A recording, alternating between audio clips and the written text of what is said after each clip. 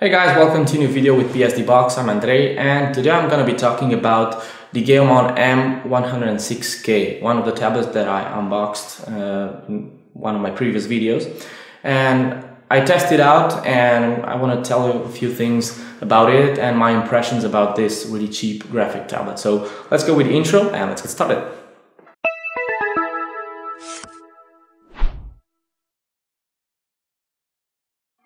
So I'll be talking about this tablet using my Intuos 5 as the reference. It's not fair to compare them because there are very different price ranges. My Intuos 5 is about $400 and this GAOMON 106K is about $60 or something like that. You'll find links on the video description if you want to purchase it on Amazon, or you can go to their official website. I don't get any money for this. This is not a sponsored review, but it's not fair to compare them because they are really different price ranges. But this tablet really surprised me. It performs really well for being such a cheap tablet. One of the things that I love the most is the 2048 pressure levels and some of the features that the drivers come with. You can download the drivers from their website. You can head over to their website and there's a drop-down menu and you can you can change from there. You can choose your graphic tablet and download the drivers. It works for Mac and Windows. I used it on Mac. The drivers are pretty basic. You can only assign functions to your express key and some basic settings for the pen, and also you can assign a work area. So you can use it to just control part of your screen if you want to. You can use it for it can be used by right-handed and left-handed people.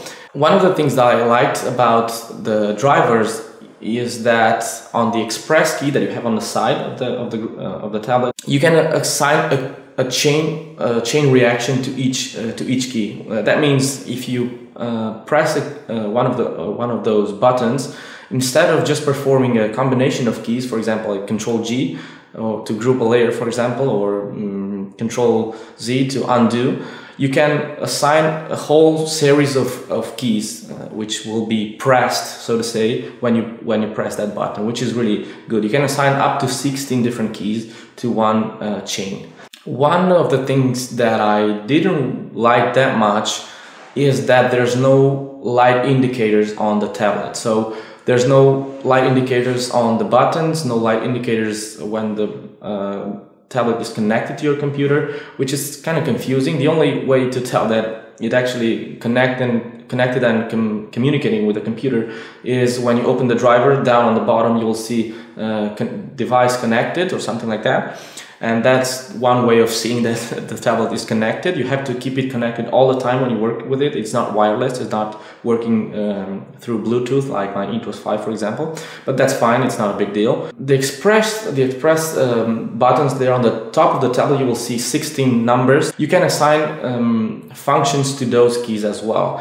One of the things that I found difficult is because they are located on the top of the tablet. When reaching the top right, the 16th button, when you press that, sometimes pretty much all the time, when you press that, the tablet cannot tell if you want to close the program or press that function key. Also, when you're working on dark environments, because there's no light indicators, you cannot see what you're touching. And so it's difficult to use those express functions on the top when working on dark environments. Other than that, it's a really good tablet. It works really well. It's very smooth and the pressure levels work really great. And also on the drivers, when you set the settings on it, you can choose the sensitivity pressure when you're actually pressing that pen on the surface of the tablet. You can choose how the response of that pressure that you're applying to the pen. Regarding the surface of the tablet and the feeling, the grip of the pen on the surface is not as good as on my Intuos 5, and that's because the nib of the pen is made of plastic, and the surface, even though the surface of the GAOMON tablet and my Intuos 5 are pretty much the same, they're not the same, but they are very similar. The feel of the pen on the surface is not the same. I like it more on my Intuos 5, but they're not really that far. There's not much difference. Another feature that I didn't like is that you have no indicator on the pen when you charge it. You have to charge it. There's a cable which you have to connect on the back of it, and you have to wait for it to charge, and there's no way to tell how much you charged it, if it's fully charged, how much battery you have left on it. So there's no way to tell that. I've been working with the pen for about an hour and a half, and it did not went out of battery. But anyways, I think it lasts even more. When using the buttons on the pen, I found that you have to be really close to the surface of the tablet when pressing them. For example, I have one of the buttons set to act as my secondary mouse, my right click, and when clicking that you have to be really close, almost touching the tablet, and that can be somehow annoying when working with it, but it's not really that big deal. But other than that, for such a cheap tablet, there's not much you can ask for, and actually that's why it surprised me that much when I first tried it. And that's why I would recommend buying this one if this is your first tablet. I didn't try others, so this is my third tablet that I've been using, but I think it's a really good choice, especially if it's your first tablet. If you're already tried more professional ones, you will probably be deceived on some aspects, especially on the configuration aspect of it.